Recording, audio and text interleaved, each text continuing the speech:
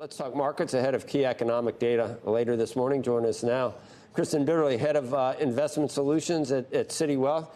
Kristen, I'm hard pressed to find any. We've had someone recently, but I'm hard pressed to find anyone who's not sort of just along for the ride as far as momentum goes for this stock market. Well, I think there's a number of things I'd point to, actually pretty constructive for the market overall. I think you have to look at, first of all, just the cash that has been sitting on the sidelines. You have about $6.5 trillion in money market funds alone. If you look at all of the cash balances, it's almost double that amount. So there's a lot of cash waiting to step in.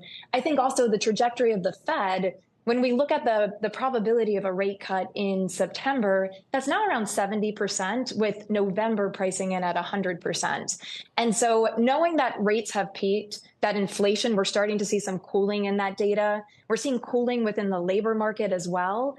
So I do think it is a reason to stay invested, but be diversified across the opportunities that exist in equities and fixed income. That's what I mean. So did you feel the same way all through last year? That was a much more unbelieved rally, and we went up 24, 25%. Now everybody's on board at 5,600, 5,700 for S&P targets. You know what's interesting? Yeah, go ahead. Yeah, what's interesting about last year, Joe, is that the recession that a lot of people were anticipating happened last year. So last year in Q4, you had 7 out of 11 sectors that were in earnings recession. The rally that we saw was massively concentrated within the Magnificent Seven. This year, we're expecting that you're going to see 2024 end with 10 out of 11 sectors turning to profits growth.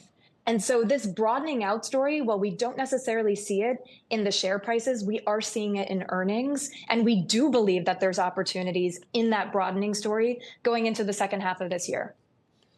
As far as technical factors at this point, like Kristen, does the complacency present a problem? Does the lack of volatility, no 2% moves, does the narrow leadership, none of that presents it raises an eyebrow, doesn't it? That this might not be, totally on firm footing.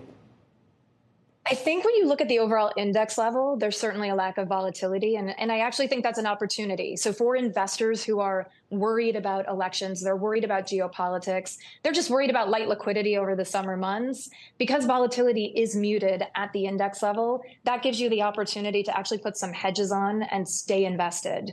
I think when you look under the surface, though, I mean, we had some volatility in semis and in chips just recently.